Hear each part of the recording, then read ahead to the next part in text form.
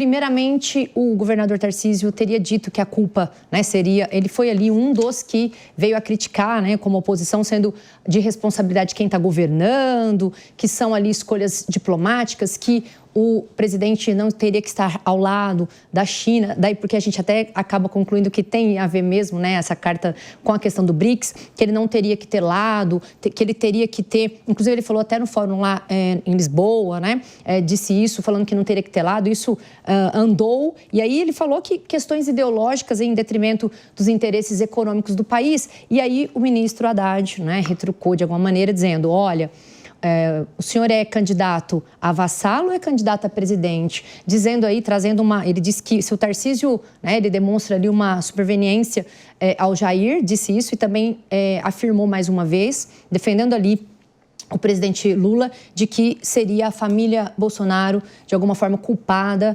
por esse tarifaço. E ele também disse, né, segundo as palavras do ministro, que o Tarcísio errou de responsabilizar o Lula porque ele estaria ajoelhando. Essas palavras foram, né, ditas por ele, sendo ali uma agressão unilateral sem fundamento. Agora, Bia, é importante a gente dizer aqui, né, que eu não faz tempo que eu não via o ministro Haddad, ele é sempre mais ponderado, não é mais aberto ao diálogo, muito parecido, inclusive, com o atual vice-presidente, ele tem mais ou menos ali os mesmos moldes, e ele, curiosamente, teve esse tom não agressivo, não foi a agressividade, mas no tom dele, dizendo que não, foi defender, né, o presidente Lula, até porque não se esperaria outra, né, defesa que não essa. Então, a gente tem ali uma guerra, até mesmo internamente de poderes, atribuindo a quem seria ali, né, a responsabilidade. E é claro que, dependendo da ótica que a gente interprete, a responsabilidade vai ser imputada ao governo Lula por falta de tratativas diplomáticas, como a oposição,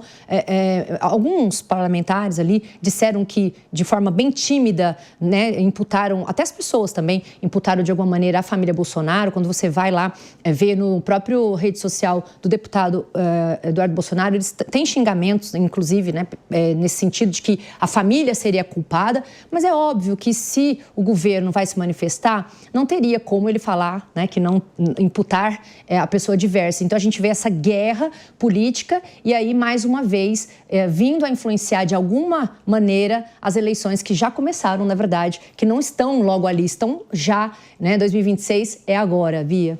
Já começaram, né? Até porque, olha, além do governador Tarcísio de Freitas, o governador de Minas Gerais, Romeu Zema, também se pronunciou. Quem mais? Ronaldo Caiado, de Goiás, também. Todos, então, falaram ali de maneira forte contra o governo federal. Por outro lado, eu citei o ministro da Fazenda, Fernando Haddad, mas outros ministros, como Gleisi Hoffmann, das Relações Institucionais, também vieram ali falar, então, sobre Tarcísio, sobre Bolsonaro. E aí, Thaís? Bom, nesse fla-flu, quem perde é o povo brasileiro. Isso é assim, indiscutível. Mas, em relação a essa questão de quem é a culpa, né, se tiver que atribuir a um dos lados, e obviamente isso é uma análise simplista de um problema complexo, mas a carta dá conta de resolver de quem é a culpa. O Trump começa a carta irritadíssimo com a situação da perseguição do ex-presidente Jair Bolsonaro. Então, onde está o filho hoje do ex-presidente Jair Bolsonaro? Nos Estados Unidos, fomentando essa ideia de perseguição política. E por que eu não acredito que tenha um caminho pacífico para essa situação, pelo menos agora, nesse primeiro momento? Porque isso vai polarizar ainda mais, porque a ideologia afasta ou aglutina pessoas como quase nada nesse mundo. Então, na verdade, não adianta pensar, somos todos brasileiros e precisamos defender a nossa soberania. O próprio povo brasileiro está discutindo e atacando a soberania brasileira. Quando diz, Estados Unidos, presidente Trump, por favor, vem aqui resolver como que o STF está julgando um processo. Gente, isso é um absurdo. Isso é jogar contra o seu próprio país. Isso é não ser patriota, porque o patriotismo também é você entender que o seu país é soberano, que o seu país determina as regras do jogo para dentro do seu país. Então, na verdade, eu tenho uma posição muito clara de que a culpa é, sim, não só do Bolsonaro, mas da família Bolsonaro e de todos aqueles que tentam dizer que, na verdade, o governo está perseguindo, que o STF está perseguindo, que o Alexandre de Moraes é um ditador. Gente, acorda, nós temos uma Constituição Federal. Nós temos uma democracia. O Alexandre de Moraes e o STF se manifestam quando o processo chega para ele se manifestar e dizer se aquilo é ou não constitucional. Então, eu não vejo com bons olhos e, com certeza, quem perde é o povo brasileiro. Luciana, concorda? Não. Sou obrigada a ter que... Adoro! Quando a gente tem... Eu acho que... eu vou pegar uma fala aqui, quando a gente fala em Supremo, que eu achei que foi muito sensata, que é do ministro Flávio Dino. Ele diz o seguinte: uma honra integrar o Supremo, que exerce com seriedade a função de proteger a soberania nacional, a democracia e os direitos e liberdades na forma dos termos da Constituição. Quando a gente fala em Constituição Federal, a gente fala do povo, a gente fala dos nossos governantes. Tem que ser respeitada a soberania? Tem. Mas isso tudo, em que pese termos as nossas leis internas, a nossa lei maior ditando regras, é fato que o caos que se instalou é culpa do governo. Um governo ruim. Eu fico feliz quando ouço que o ministro Haddad resolveu abrir a boca e falar alguma coisa correta. Porque até outro dia ele estava completamente apático com o que estava acontecendo no Brasil. Então, isso demonstra que o jogo político começou. Agora, não adianta vir com o jogo político 1 ano e meio antes das eleições e deixar o povo cada vez mais ir para o buraco, sem regras, sem controles, sem um planejamento de como se dará o país aqui para frente. Eu acredito que o Brasil não aguente muito mais tempo no estado que está. Bom, e para variar, a gente termina essa conversa falando de 2026, né? Ou chega no meio dessa conversa falando de 2026, porque a gente está citando aqui que os principais players, os mais citados, foram Fernando Haddad e o presidente Lula. Do outro lado, o ex-presidente Jair Bolsonaro e o governador Tarcísio de Freitas. Então, eu sempre digo aqui no Linha de Frente que a gente acaba o programa, ou pelo menos chega no meio dele, em 2026. E aí, Thaís, o que isso diz pra gente?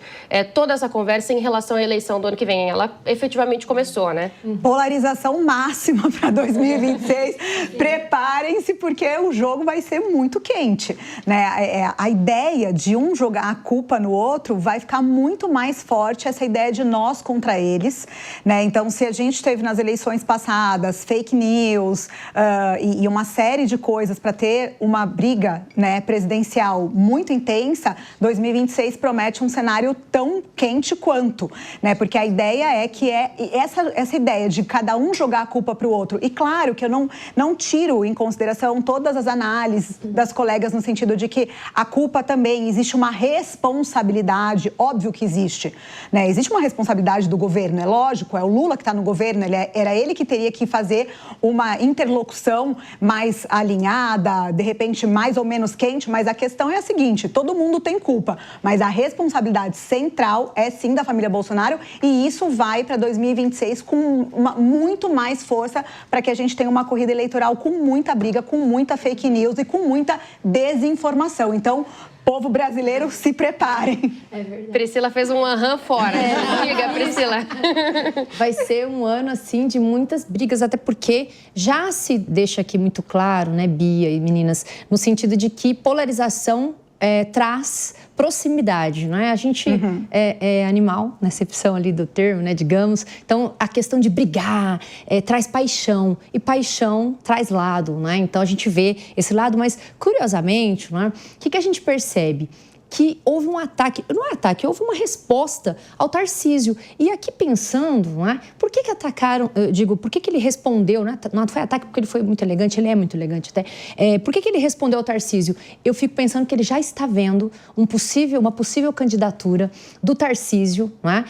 A presidente. Então, como se fosse ali, né, um adversário, e então mencionando diretamente ali, né, e tanto um contra o outro, Haddad com Tarcísio e vice-versa, e Lula, ou seja, esse imbróglio já de 2026 sendo causado aqui no meio, né, de 2025. Então, já surgindo o Tarcísio, eu digo isso porque não há expressamente nenhuma manifestação do governador com relação à sua presidência nesse atual cenário. Mas, quando o ministro Haddad retruca ali, na verdade rebate, que seria a palavra mais ideal, rebate a fala do governador Tarcísio, já meio que, né, dando aquela cutucadinha, esperando que o governador, né, faça a tréplica, digamos assim, e que até o momento não foi feito. Eu acho que ele não fará, até porque ele não se colocou como candidato e ainda aquele imbróglio com relação ao Jair Bolsonaro. Mas só um ponto, Priscila, que eu acho muito importante. Ele não se colocou como candidato, mas ele correu para postar o chapéuzinho Make America Great Again,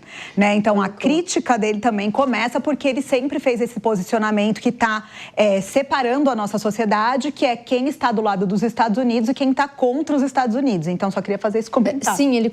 Posso falar aqui, Bia?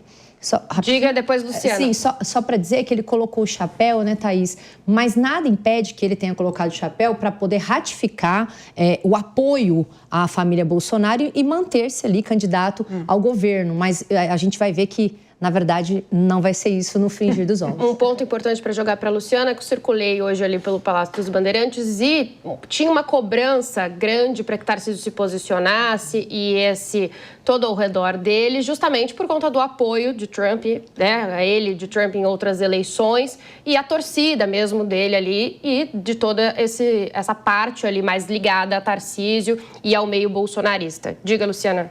Mais cedo, Tarcísio publicou nas suas redes sociais que ele já estava conversando com a embaixada norte-americana. Eu acabei de ver uma notícia que diz que Tarcísio se reuniu hoje numa churrascaria em Brasília com o presidente Bolsonaro e que ele é o presidenciável apoiado pelo ex-presidente Bolsonaro. Ou seja, o recado que houve entre essa confusão entre Haddad e Tarcísio, essa troca de farpas toda, é a preocupação do Planalto com o nosso atual governador de São Paulo. É fato, as eleições já começaram e o Trump simplesmente impulsionou aquilo que poderia esperar um pouquinho mais para acontecer, mas já estamos no meio da confusão.